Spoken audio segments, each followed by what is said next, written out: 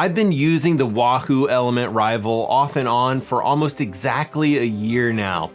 This is Wahoo's, first ever attempt at a triathlon watch, or a watch at all for that matter. And I would say that this watch over the past year has just really been evolving.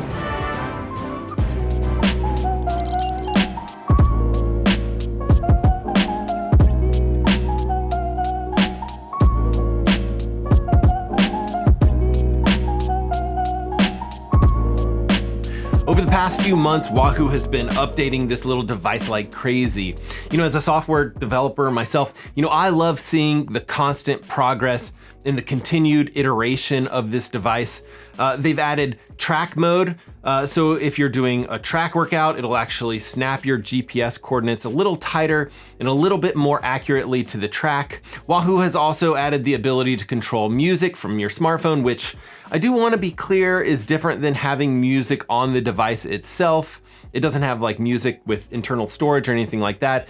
It's just the simple ability for the watch to control music that's playing on your smartphone. They've also added planned workouts where you can use some of Wahoo's own workouts, or you can actually sync workouts from Training Peaks. And a lot of us triathletes use Training Peaks either on our own or in conjunction with our coach. So that is a really nice feature to have right on the watch.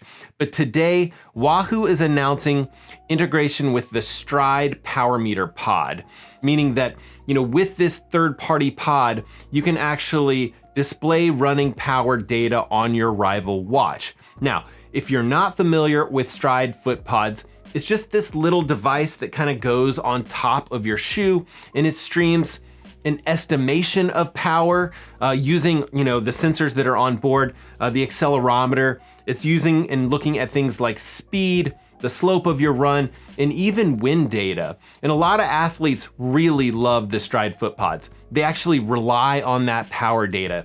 And not having it available on the Wahoo Rival watch basically just, eliminated it from a buying option for these people. So, Wahoo is about to make a lot of athletes really happy with this update.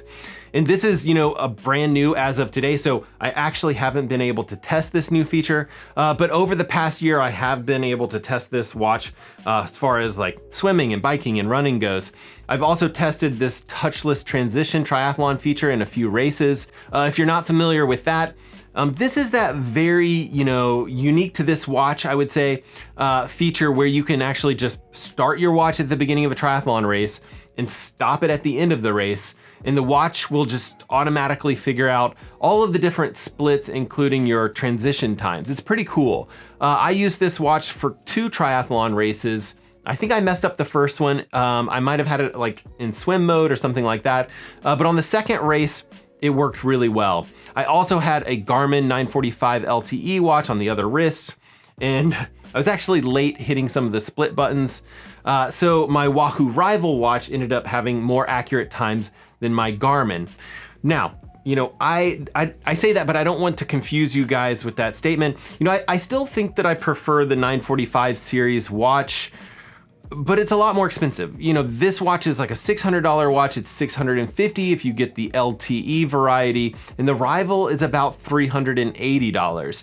If I can find some sort of Black Friday deal for you guys, I'll try to find something and drop it in the description of this video.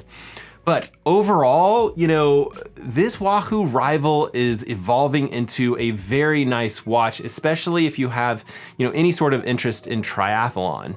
But most importantly, watch or no watch, make sure you get out there, swim, bike, run, rinse, and then repeat it all over again. And we will see you guys on the next one.